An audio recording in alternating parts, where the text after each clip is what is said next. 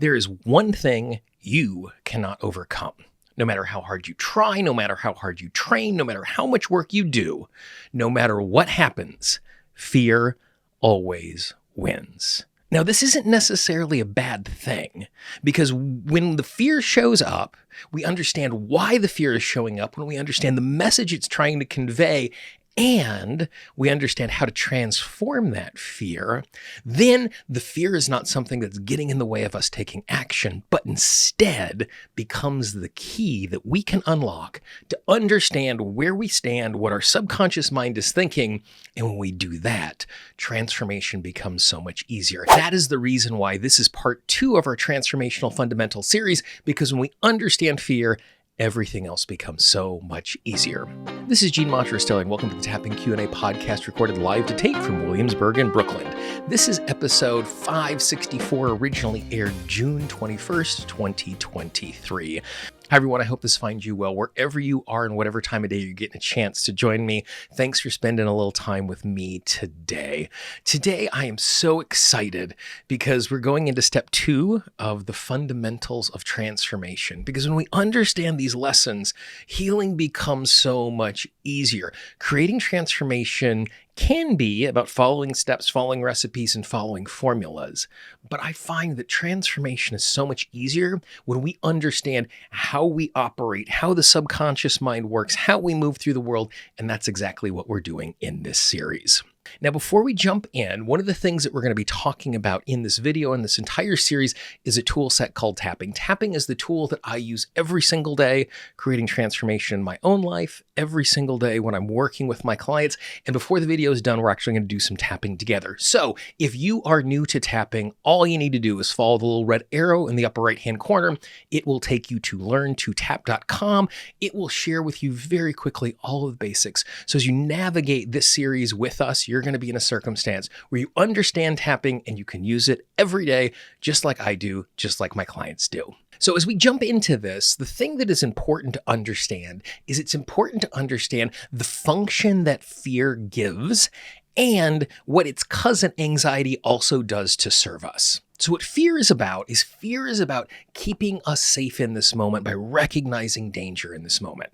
So when I am back home and I'm hiking in Wyoming and all of a sudden I hear the little rattle of a rattlesnake, I feel fear because there is a possibility in the short term I am in physical danger. So fear is saying I am in danger right here, right now. Now, its cousin anxiety is very, very similar, but what anxiety is about isn't about right now, but what's coming in the future. I'm worried about the presentation that I'm giving at work. I'm worried about asking her out on a date. I'm worried about asking a client to be able to hire me and work with me in the long term.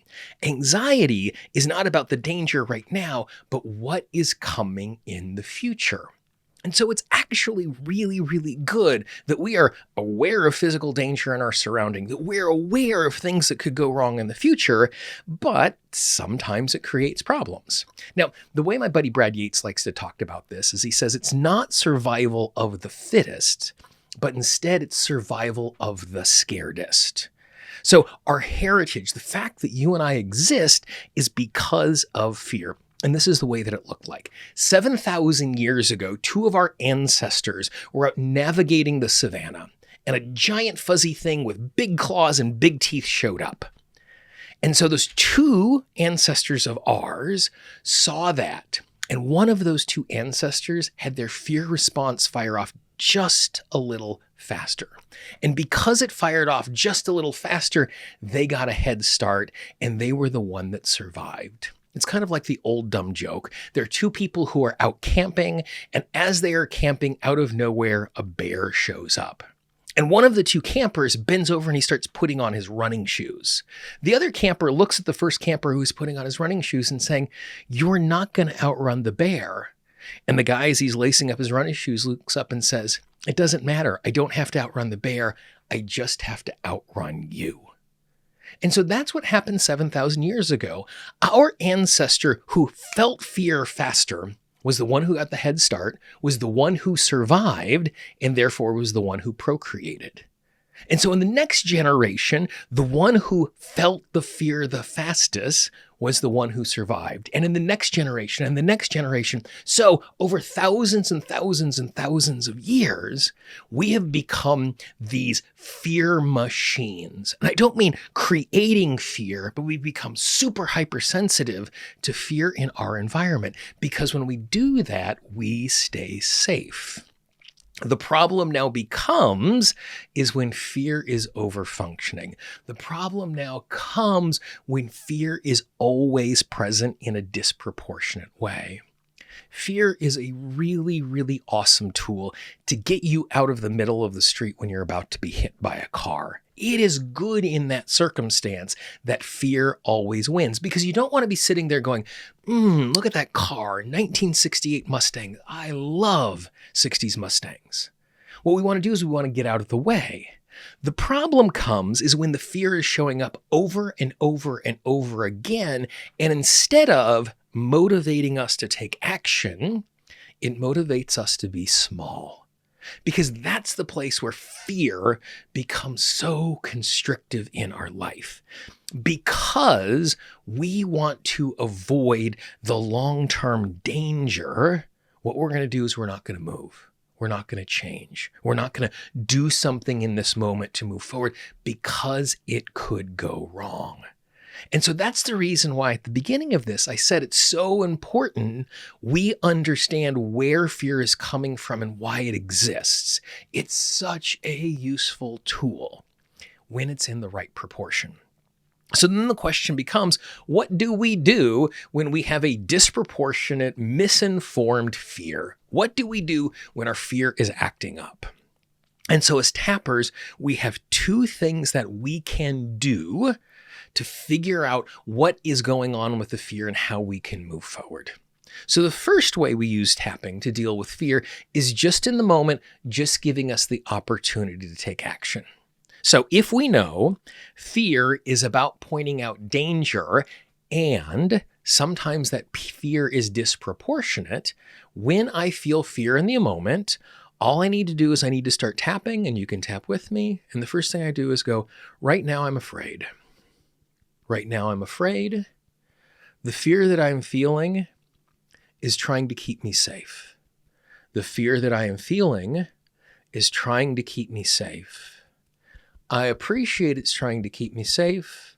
I appreciate it's trying to keep me safe. I hear the fear loud and clear. I am on guard. And then just take a nice big deep breath. Now, once we do this, one of two things are going to happen. Either one, the fear is just immediately going to start to dissipate, because fully articulated emotions are short-lived. The fear is just trying to get our attention. It has now adequately got our attention, so it's going to recede.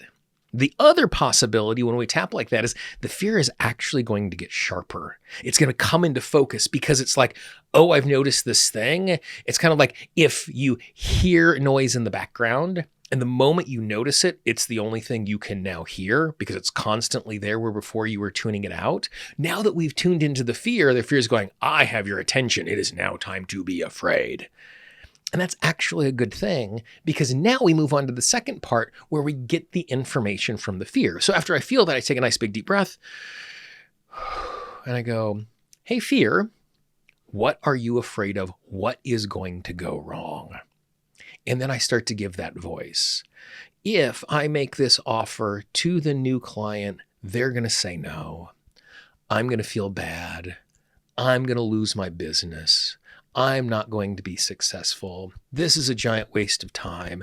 I'm going to feel like a failure.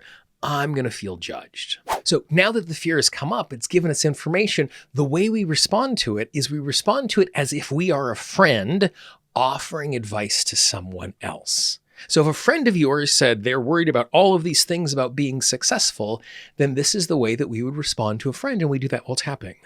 I recognize the fact they might actually say no. And when they say no, they might actually be doing me a service. They might actually be showing that we are not the right fit, because I don't want to work with someone who is the wrong fit. I also recognize the fact this is not the only person in the world. And when they say no, They're not judging me. They're saying it's a wrong fit for them. Now, that is just an example of advice that I would give to a friend who is worried about something like this. And so all we're doing is we're giving an opportunity to, one, hear the fear, and then two, respond to it. And we do it with tapping. Again, those of you who are new to tapping, go to learntotap.com. It gives us the opportunity to transform the emotions that we're feeling and transform the subconscious mind so it's actually easier to take action. So that's response number one. In the moment, we're able to tap in that particular way.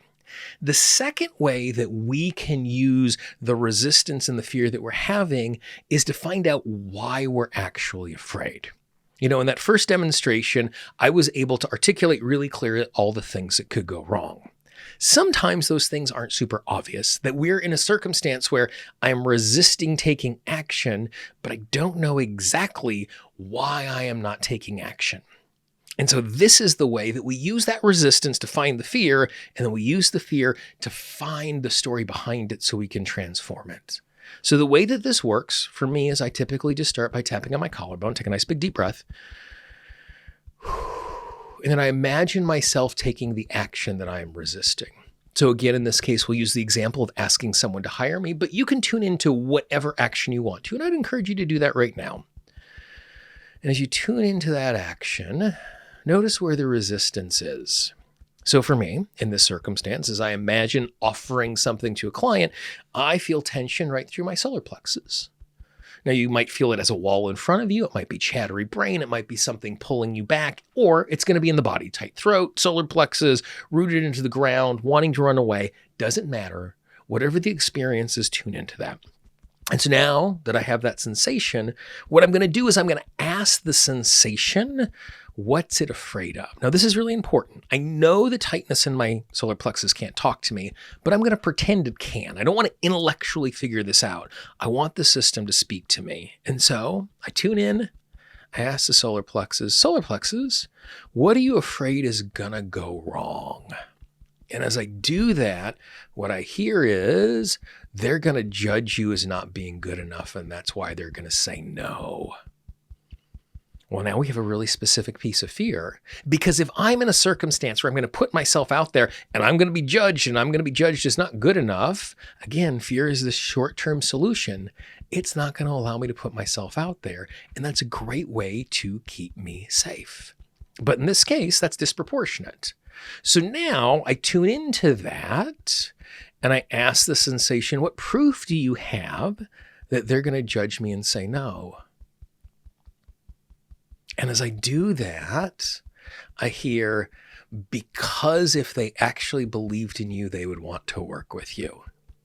Now, I know that is not true, because there are people who believe in me who don't want to work with me because it's a wrong fit. So now I have these two pieces of information. I'm afraid I'm going to be judged, and I believe subconsciously that only people say yes to people that they like. So again, we go through and we tap. I recognize the fact there's a part of me that's afraid that when they say no, what they're actually saying is, I am no good. They don't want to work with me. They're judging me as bad. But I recognize the fact that when we are working, it is about fit and it is about need. And so it is possible that they could say no to me because it's not the right fit. And I'm okay with that until it is the right fit. Take a nice big deep breath. And then we repeat the process. Once again, I imagine putting myself out there. If I'm in a circumstance where everything feels great, then I'm awesome. I go take action. If I imagine doing it, tightness shows up in my solar plexus or it moves. Now there's tightness in my throat. I tune into that and I do the exact same thing. I ask it questions. I ask it what proof it has. And what this does is it gives me the opportunity to recognize the fear is telling a story. So to go all the way back to the beginning, fear exists to keep us safe. Fear exists to keep us healthy. The problem is when it's overfunctioning, when it's disproportionate, when it's misinformed. And so when we listen to the fear, When we tap with the fear, what it does is it gives the fear voice. We get a better understanding of what's going on. We're able to transform what is going on in the subconscious mind and how much it understands about my experience. And then it allows me to take action.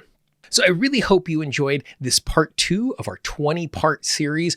On your screen right now, you are seeing an opportunity to click on the playlist where you can enjoy every single one of these parts as they are published every single week. We're going to be sharing one of these, so come back to the playlist again and again. For Tapping Q&A, this is Gene Monterastelli. I can't wait to share another fundamental with you again next week.